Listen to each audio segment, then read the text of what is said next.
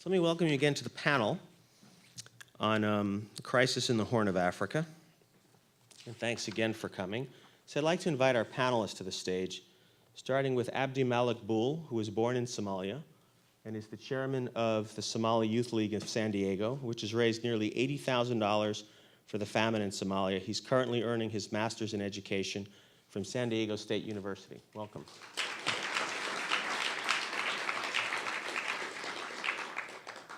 Next, we have Amanda Linhout, is a former journalist and founder and executive director of the Global Enrichment Fund, which focuses on harnessing the power of women by providing opportunities for women to reclaim their lives from the devastating effects of war, with a particular focus in Somalia. Welcome, Amanda.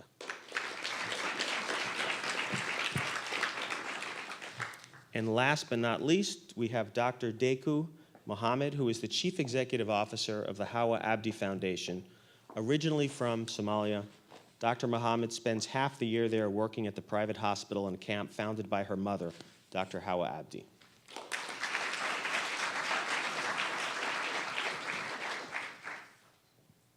Welcome, everyone. So we're going to start with about a 30-minute panel discussion. Is this working? Yeah. We'll start with about a 30-minute panel discussion, and then we'll move to audience Q&A for about 10 minutes, and after that have discussion among the audience. But let me start with kind of a few points to just set the stage.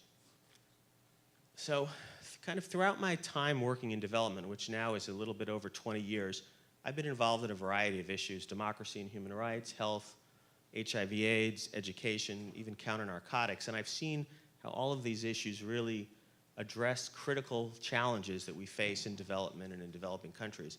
But today what I've seen is we've really moved in a concerted way to have a significant focus on issues of food security. And as you think about food security, as you think about poverty and hunger, issues of poverty and hunger around the world really, as I've traveled, are fundamentally about rural poverty. The numbers of the poor in the world really relate to, in a significant way, to smallholder farmers, and in many ways to women farmers. A significant number. In Africa it ranges, but roughly 40–45% of the farmers and the poor farmers tend to be women farmers. And a lot of the issues that we're dealing with in food security are about how to move people out of what really is the precarious existence of subsistence farming. The crisis in the Horn of Africa we've seen in the last year really is a devastating or disturbing reminder of what happens when that kind of insecurity or vulnerability of subsistence farming intersects with natural disaster and intersects with governance issues. So that's really the topic of the panel today. That was the worst drought we've seen in 60 years. It put over 13 million people at risk of starvation and led to a famine in Somalia, which all of our panelists have experience in Somalia. I'm really thrilled to be on the panel with them. The last point I'll make before starting with questions is as I've traveled around the region in the Horn of Africa, kind of really two almost conflicting emotions come to mind for me. One is the magnitude of the disaster really does call to mind the human response. Kind of the tragedy really makes us think about the urgency of responding as a human being to this kind of struggle and the need to feed people. But the other, which is an almost conflicting reaction, is I've seen people that I talk to in the United States about the crisis have a response that these kinds of droughts are cyclical, they're natural, there's nothing we can do. Maybe we can throw food at the problem and save lives after the fact, but it's almost a resignation that these kinds of things have to happen. And I know people who are working in this field have a very different view. They think that that's just not true, that we really do have the ability through our own action and through concerted action of larger groups to do something and change the situation. And those are the kind of issues I think we really want to address here today. So again, given the great work that all of you are doing in the field, I'm really honored to be talking to people who are real heroes out there. But let me start with you, Abdi Malik. You were born in Somalia, in Mogadishu. I know you recently traveled back there for the first time in 20 years to hand deliver aid. So drawing on your own experience there, can you talk for just a couple of minutes about what you see as some of the most effective ways to have an effect and an impact on the crisis that's going on there? Bismillah. famines are man-made. Different from a drought. Drought, you can have a bad season, crops can fail, livestock cannot produce, but famines are man-made, and that's one thing you have to understand. So if they are man-made, then that means they are preventable. So the best method for me really is to look at the measurements that the UN and other NGOs have set up to predict famines, and to heed the warning signs so that we don't fall into this again. Back in July, when the famine was declared, the response, as you mentioned, from the world was a bit slow due to the temperament surrounding this, that they're cyclical, they're always coming around. But that goes away from the basic human need to respond when a basic human being is in need. While we were running around the numbers, 30,000 children under the age of 5 died between the months of May and July. That's within 3 months. This is easily preventable. Food security in Somalia, if you look at the famine, it hit 3 areas, Bai, Bakol, and Gedam, before the Lower Shabelle was declared. People, 3.25 million people, went up to Kenya, to Dadaab, where Amanda does a lot of work, went up to Ethiopia, to Dol Addo, and also went up to the capital, Mogadishu, where Dr. Deko's mother does a lot of work as well. And in this process, people did not make it out. When I was in the camps, I witnessed families, and the stories are like, a mother would say, I had 4 children when I left, I only have 1 or 2 remaining. So one of the best, I think, methods to solve the famine, at least in the crisis of people fleeing, were to set up feeding stations along the path, along the way, so these people can make it out to the refugee camps.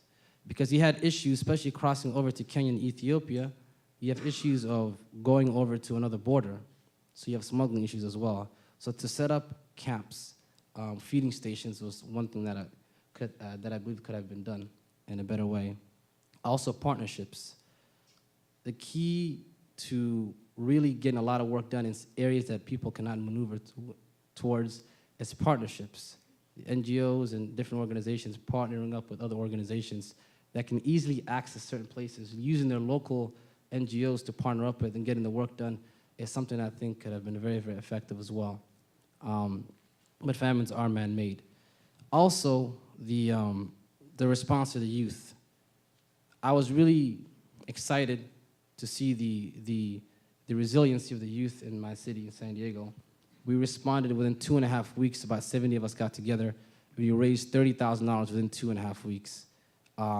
We had a dinner, we had car washes. There was nothing more exciting than taking $1 from a car wash and then taking that same dollar and distributing it at a refugee camp. There was no feeling greater than that. But the biggest thing for me is to create sustainable projects, and long-term solutions in these areas. For instance, they have the repatriation program right now where they're trying to relocate the refugees from the cities. They're giving away three months' worth of food and $300. These people were herders. They were farmers. They could use that money. Instead of giving them money, it's better to give them equipment. It's better to give them livestock so they can start producing again, so they can start going back to what they used to do and bring their farms or produce their crops again and make livestock happen again. So the programs have to be more sustainable, and they have to have long-term solutions, so beyond the scope of Band-Aid solutions and passing out food baskets and rice. Thanks very much, Abdi Malik. A number of issues you raised there that I think are really worth exploring a little more. I'm going to skip for a second to Dr. Muhammad and then go back to Amanda. I think when we go back to Amanda, the issues you talked about really related to the underlying causes would be interesting. But you said something about the number of children dying. And we know that most people who die in famines do not die from a lack of food. They die from health-related consequences, from a variety of infectious diseases that are brought about by malnutrition. And the work that you do, I think, relates directly to that. So can you talk a little bit about that issue, but also what kind of action you think people can take to intervene on the prevention side, to make sure that we don't get to the point where we have to be responsive trying to save lives when people are already on the verge of succumbing?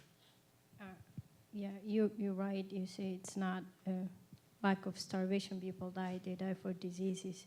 And when the famine broke out, it was July. So by medical aspect, the child who died in July for starvation, he had famine for 3 months ago, before July. So somewhere in June, in March of February, we had the famine going on in Somalia. To reach the point, you starve and you have diseases in Somalia. We have seen a lot of disease, and the number might be 35 was recorded statistically, but it could be double of that. Because people are walking distance, we don't know how much children they lost. Some of them, they couldn't get to the Mogadishu area.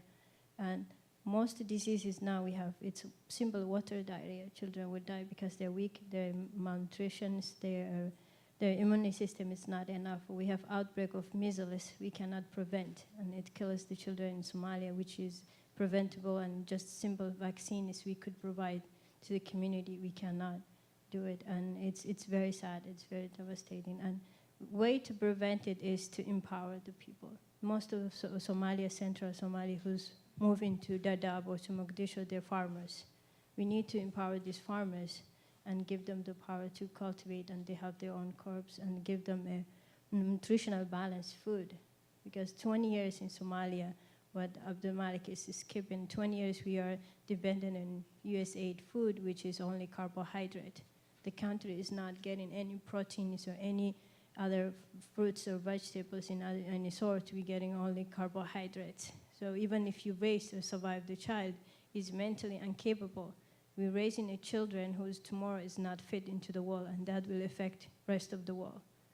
So it's a 20 years issue. It should be solved long time ago. It's not the last famine. So I hope we need to work on that too. No, thank you very much. Very enlightening. You're getting at this a little bit the same theme that Abdi Malik raised about the underlying causes and how do we get at prevention. We know that there are a wide variety of issues that really lead to famine. Natural disaster is only one of many of them, governance issues.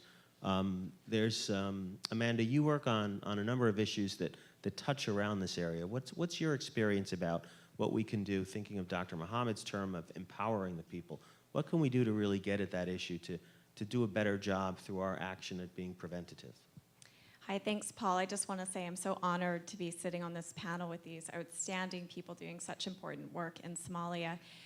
I think I have probably a pretty unique perspective on the conditions that are creating these kind of issues. In 2008, I was working as a freelance journalist and went to Somalia for the first time.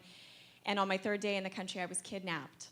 And I was held hostage for 460 days in Somalia by a group of teenagers that had never been to school, that were very much a product of this environment of extreme poverty. And the insights that I had there into the deprivations caused by war and extreme poverty left me with a feeling of enormous responsibility that if I made it out of that experience alive, I must do something about it.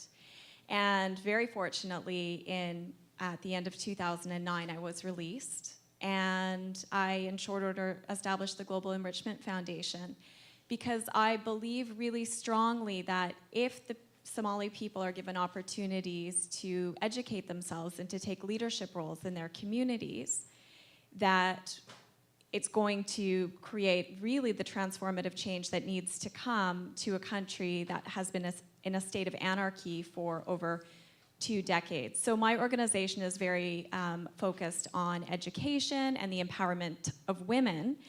Last summer, when the famine was declared, I was in the Dadaab refugee camp, which is the largest refugee camp in the world, home to now about 500,000 Somali people.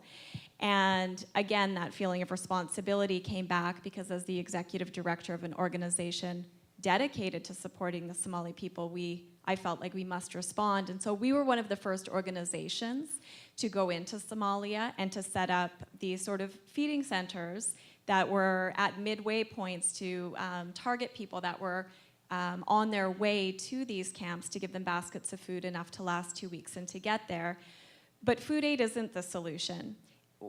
You know, it's necessary when people are dying of hunger, but it's not the solution. So what my organization is doing now is creating what's going to be a massive educational initiative that we'll be rolling out first in this Dadaab refugee camp, and we hope to be able to bring it to Somalia as well. And it's a curriculum that is teaching the young people not only how to read and write, but leadership and conflict resolution and peace building and gender equality, and working very, very closely with the Somali community to develop this and some of the brightest minds in the world to do this. I think that that could be what's going to make the difference in Somalia. Thank you very much, Amanda. That's very helpful and very inspiring. Raising a lot of difficult issues, or how you address a lot of difficult issues in an integrated way, I think is really fascinating. And Abdimala, coming back to you, I don't know if you have thoughts in response to what Amanda said about using feeding programs to try and organize assistance that gets at education and gets at empowerment. The issues of governance in Somalia are very difficult issues, and they're part of the underlying cause, we all know, of why a catastrophe in Somalia turns into a famine, but the similar drought in Ethiopia and Kenya doesn't have the same intensity. So I don't know if you'd want to respond to Amanda. Yeah, I want to just briefly talk about note one thing that she mentioned. It's the mechanism and the methodology and the way you help that makes a difference. You can help and actually be disabling. If you pass out food baskets, if you create a system of dependency, they will just learn behavior for them. They'll be dependent upon that food. Therefore, they will never say, okay, well, I don't have to work. I have my nice little hut here. I have food basket. I have food coming in every single day. I don't have to work, and I'm good to go. And they're building sanitation devices. They're building water wells there. But they're not getting back to their farms. They're not getting back to their original jobs. So it depends on how you help. You want to help in an empowering manner. You want to do trainings and workshops and seminars.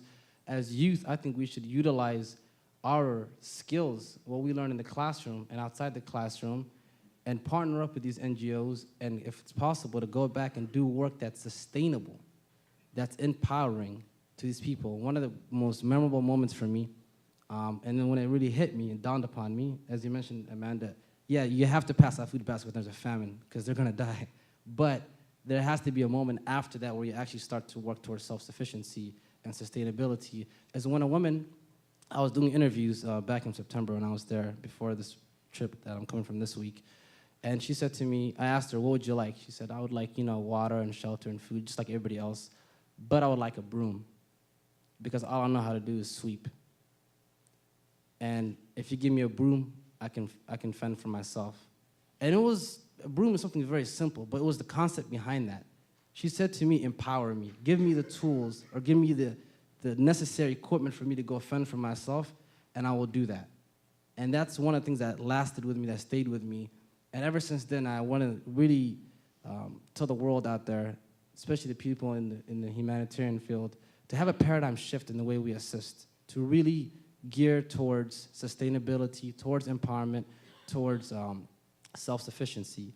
In terms of governance, the scale and the magnitude, because of the different conflicts within the area, has made it much more difficult to respond. Also, a lot of the NGOs are based out of Kenya. They are supposed to, be in Somalia, and that's number one thing I think we have to do is we have to relocate most of the NGOs to do work in Somalia, that are doing work in Somalia, in areas that's accessible, whether it's Doble, whether it's Mogadishu, areas within the country, and leave the bureaucratic issues in Nairobi to be actually in Mogadishu, in Somalia, to actually assist the people to be on the ground and work from there.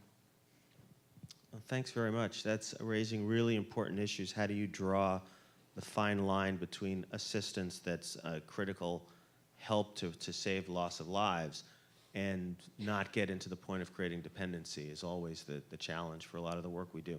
And kind of the underlying education issues you talked about. How do we give people the knowledge and the tools to really improve their lives? In the health field, Dr. Muhammad, I think it's a similar issue. You talked to Abdi Malik about water, and I know that sources of clean water are really, or the lack of sources of clean water, are really one of the critical challenges that lead to diarrhea, that cause malnutrition, turning into diarrhea and wide-scale suffering. I've seen in my experience around various parts of the world where there's aid assistance that helps with the construction of clean wells and trains people, but several years later the water's no longer potable. I don't know if you have thoughts on how you kind of crack that nut and move towards empowering people with the educational tools so that they can take care of their own health. I think Abdul Malik spoke about eloquently. I think when NGOs going in to set up these centers and clean water, they should have a different vision than just, I'm going to give you a training for 1 week. That's impossible to do it. And okay, I'm done. I have to send a good report to my donors. Okay, I'm done the work. I have the pictures. That's it. When they're training, they have to set up these people. This is your water. You have to do this. And give them a proper education, long education. I don't know how long it will take, 3 or 4 or 5 months, whatever, not 2 weeks and quick. So when you empower people and give them the opportunity, this is what you can make a difference. They're training the people to give them some time and some money for short time, but they don't train them to be self-dependent and self-sustainability. So we need to change on that point. And in the training on our hospital, what we do, we train the child soldiers and other kids to give them a job. I was just talking to Amanda in the back room and if you train the people, you should have them jobs. Then they will learn better and they will be ready to get it. So we have a clinic. What we can do is we train the nurses, we train our nurses and nurse assistants, and we provide them jobs. So they're more motivated, they want to study, they want to work, they feel ownership, being a part of their community and helping them in the future. So it's also the key. It's not just to deliver the food.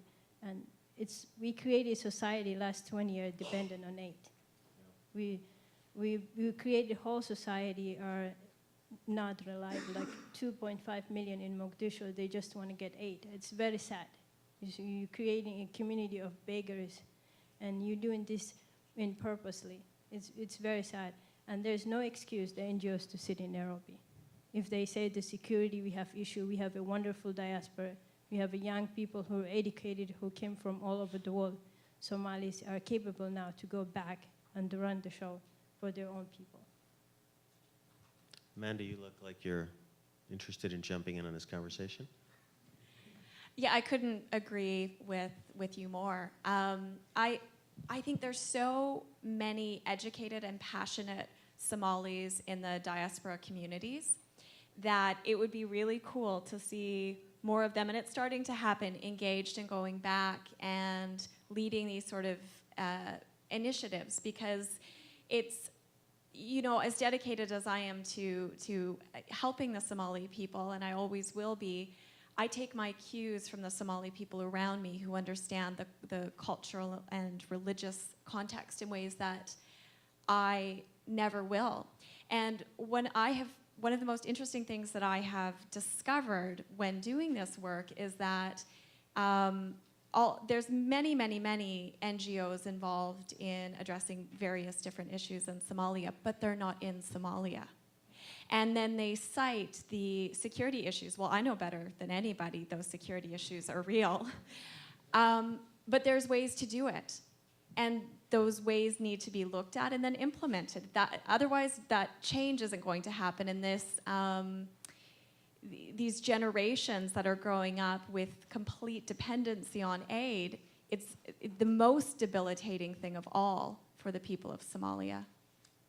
So, Abdi Malik, you're really an active participant in the diaspora community here, and that I think is one of the great changes we've seen in recent years, not just in Somalia but around the world. The real engagement of diaspora communities in the United States, in Europe, on making a difference in their country. Please. Yes, it's. I think, like Amanda said, if we're not the first to respond to this, it's going to be very difficult to access the land to do work there. I think the only way Somalia can ever get back to its promise, the way it used to be, is to go back to how it first became about. It was through an organization called Somali Youth League. It was a political party, it was a political movement, and it was by youth who fought off colonization and brought about a country. And I think that same youth spirit needs to be reassessed and revitalized into changing the situation right now. And that's why when we did this, when we came together in our city, we thought about names, and we said, you know what, we want to do more than famine relief. We actually want to bring back our country to its promise. So we named ourselves the Somali Youth League.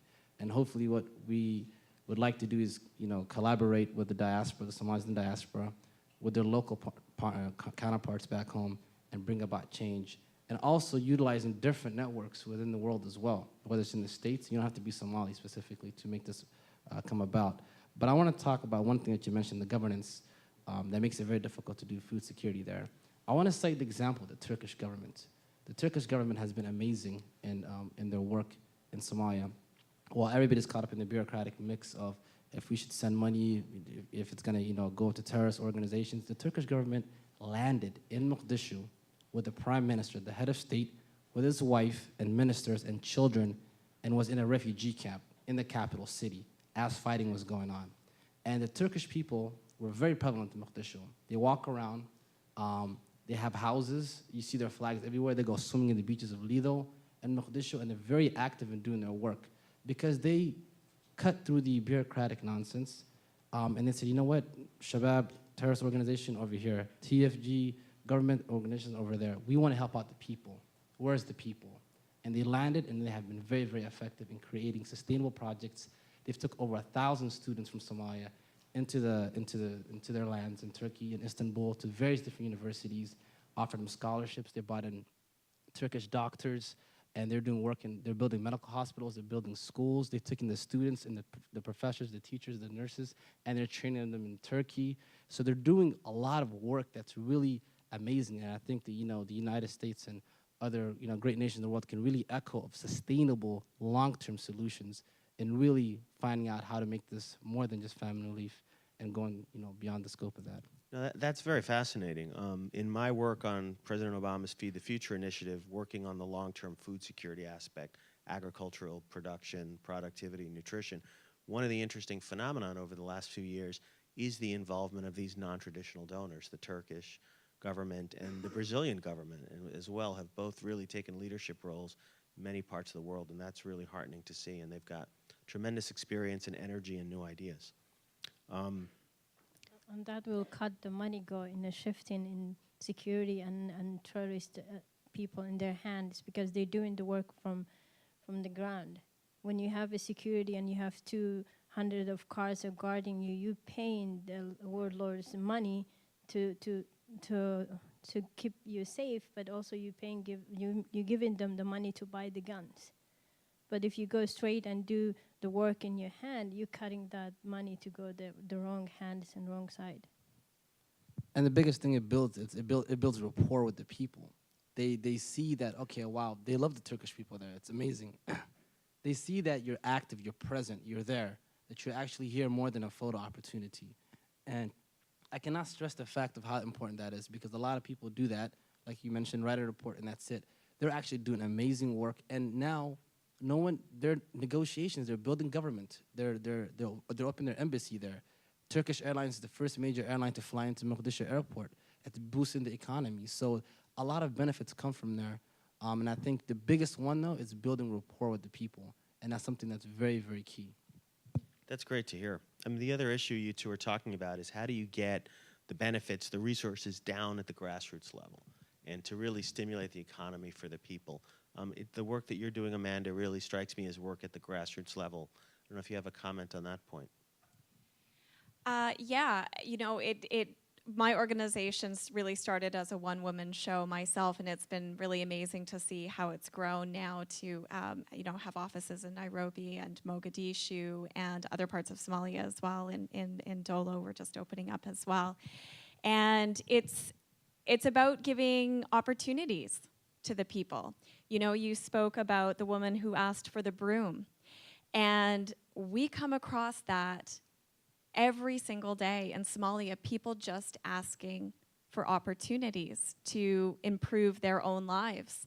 And while you find these pockets of dependency, in particular in the capital city, what people really want inherently, I think always, is to be given opportunities to better themselves. And it's really actually not that difficult to do it. And there's real opportunity in Somalia now.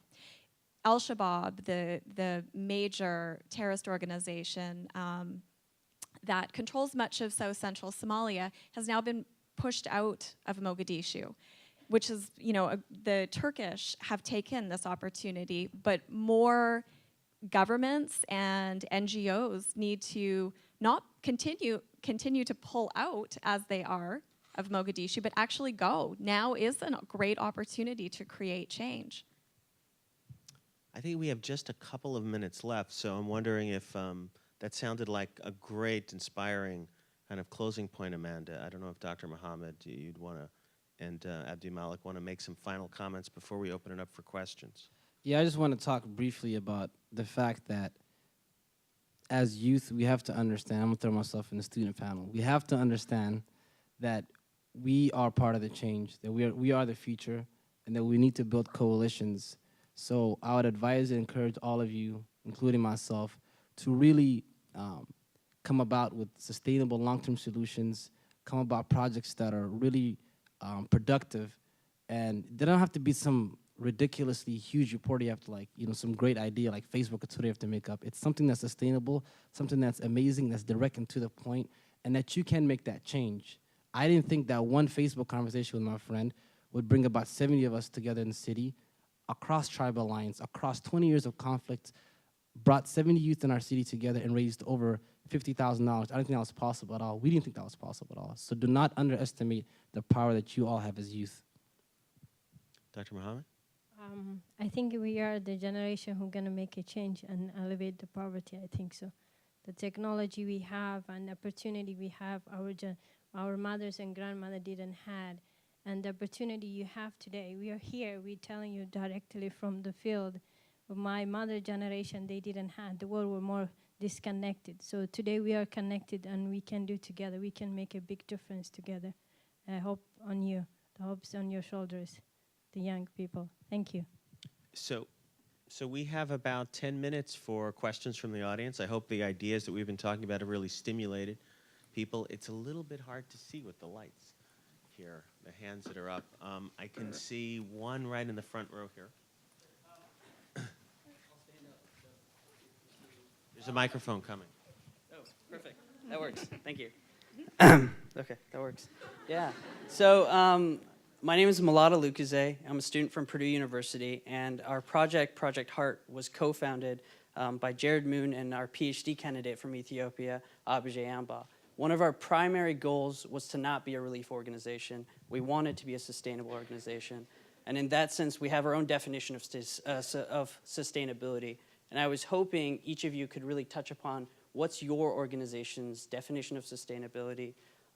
So hopefully the people in this audience who have an interest in poverty alleviation and in this field really do touch upon the importance of sustainability in their organizations, because I believe it's thrown around a lot, and a lot of people don't really know what it means and the importance of it for their organization. So if each of you could touch upon that, that would be great.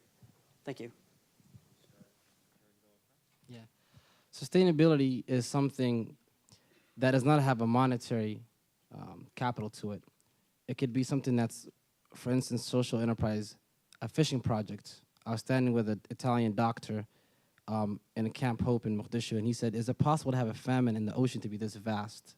If you created fishing projects within the people there, that they depended on one another, and someone can bring in the fish, you lend them the equipment, they bring in the fish, 30% of what they make, they keep the others, they get to spend on the people there. That's sustainability.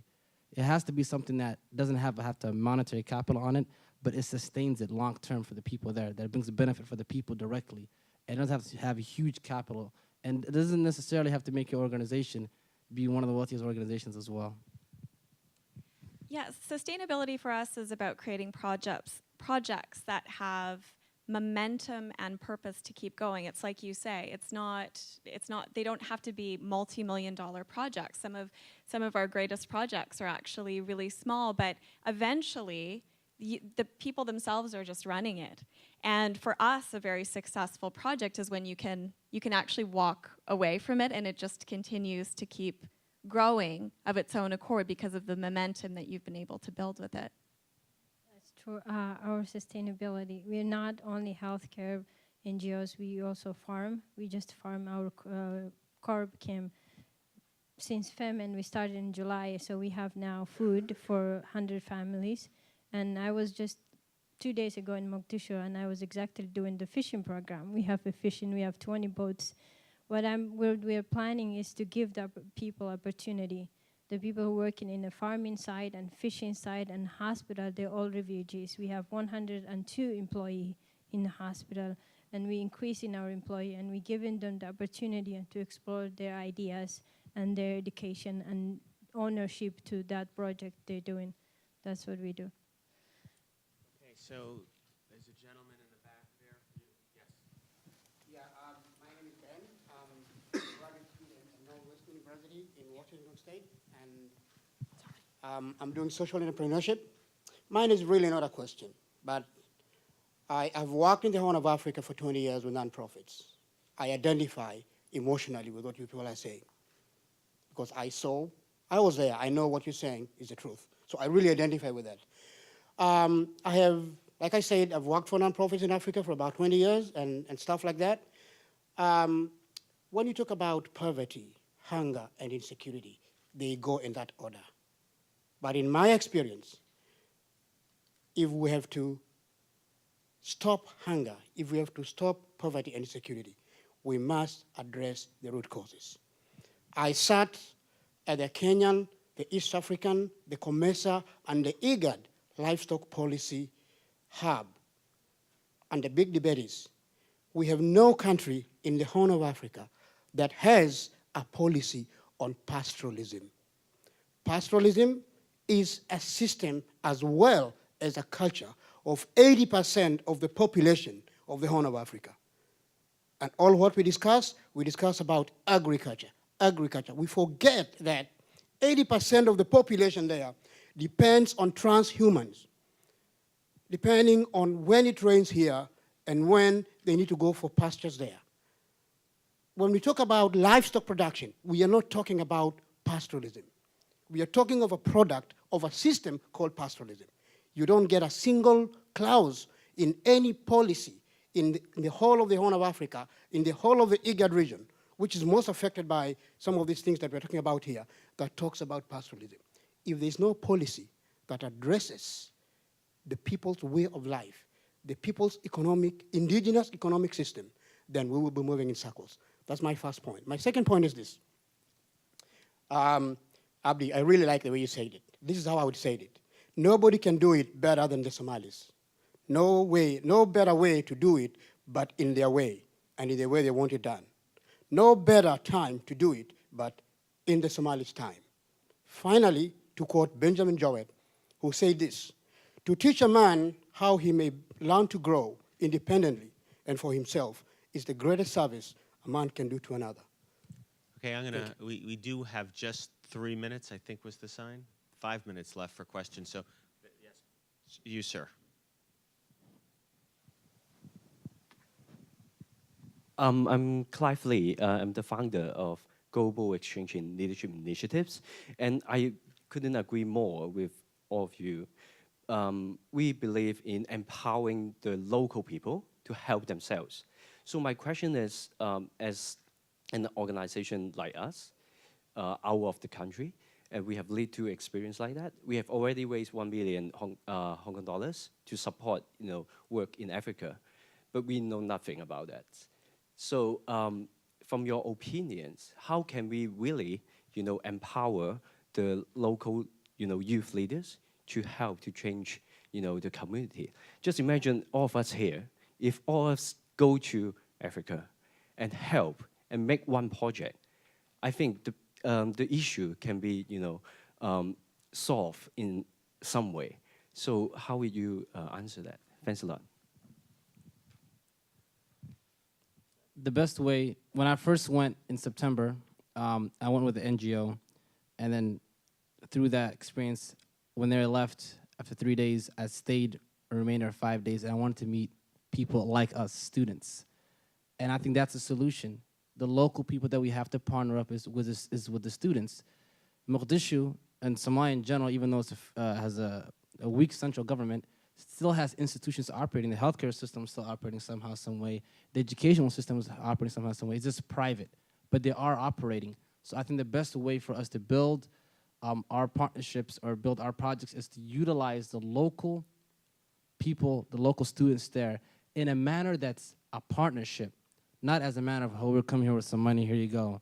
No, a matter of empowering, collaboration, partnership, and like she mentioned earlier, not being there for a week or two, but actually being there till everything is actually, like Amanda said, you can step back and it's actually sustainable. It moves by itself.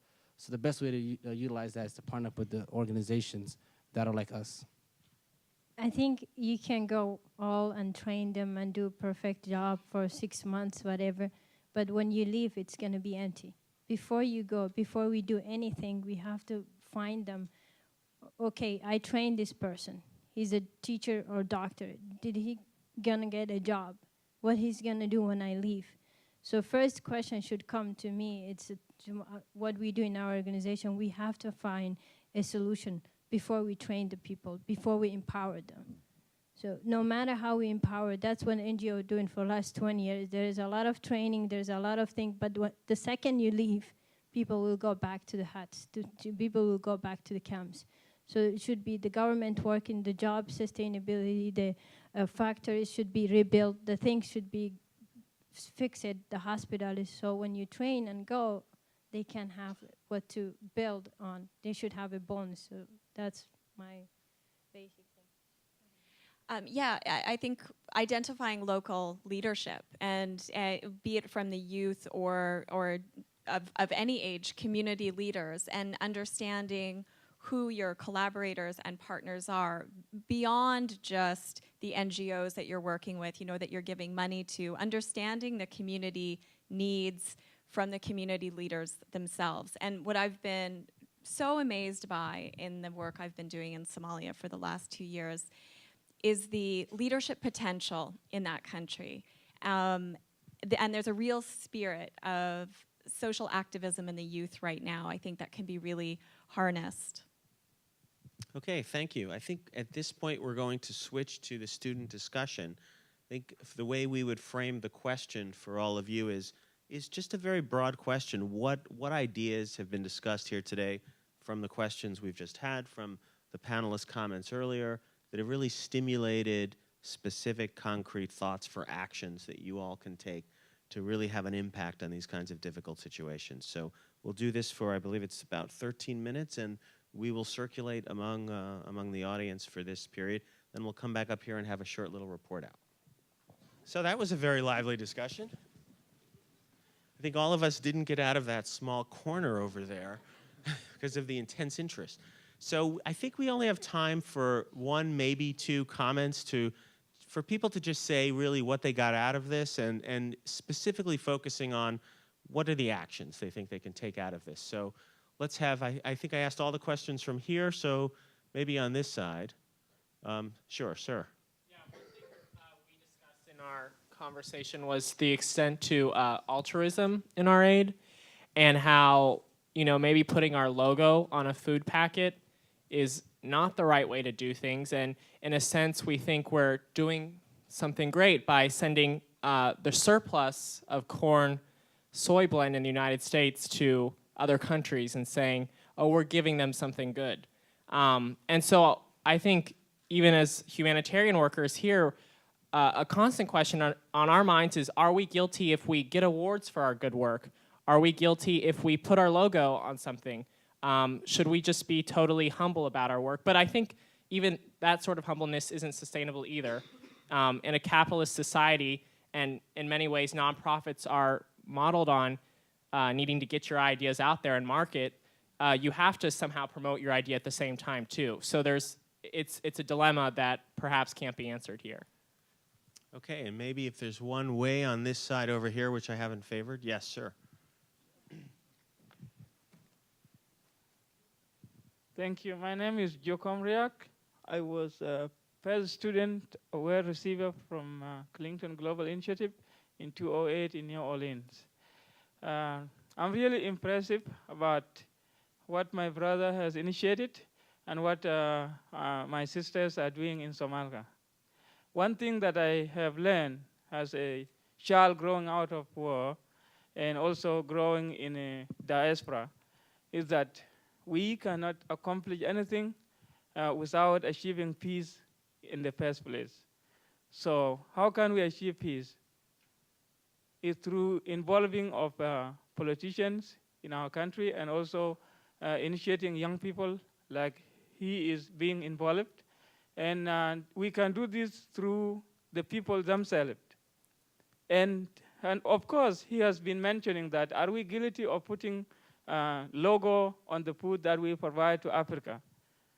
I think all of them are working correctly, because if we are not supporting, and trying to leave people who are claiming that they are helping their people, I think a lot of people will be lost.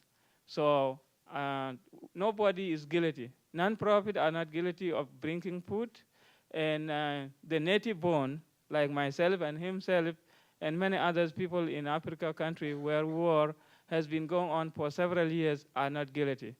So let's do our work by initiating projects that are also native-born projects, so people can see that what people bring is not from a foreign, and they can see that it is something initiated by their own children, and it is their own children that is telling them nothing is best if people are not involved. So thank you, and that's what I wanted to add.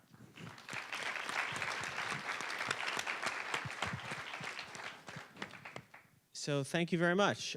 Just by way of closing, I would say that for me, the discussions that we've had today really underscore the fundamental importance to develop stable food production systems that include pastoralists, that include livestock, as our friend over here said, so that the crises that naturally occur don't have to result in catastrophes. I think drought is inevitable, but famine is not inevitable. Famine is man-made, as Abdi Malik said. And droughts do not have to lead to wide-scale starvation and hunger and suffering. I'm reminded that if you think about the Green Revolution of the 60s and 70s, it lifted 1 billion people out of poverty in Asia and Latin America, but it really did leave large parts of Africa, Central America, and parts of South Asia untouched. And for me, one of our critical challenges for us, for all of us today, is how do we address that gap that the Green Revolution didn't touch, those parts of the world that it didn't touch. And it's more urgent than ever if you think about world population. We have 7 billion people today, and we know that by 2050, population is going to increase 38% to 9 billion people, and we really can't. And that requires, it's estimated by the Food and Agricultural Organization, that requires a 70% increase in food production worldwide. And we can't increase 70% food production by planting 70% more land and using 70% more water. So the challenges are really concerted for us, and it's going to require concerted action from all of us to address this and to make sure that we don't have these kinds of crises in this overall context of struggling with issues of climate change and the natural resource constraints. So on that note, thank you for your participation. I want to thank our panelists for their excellent work.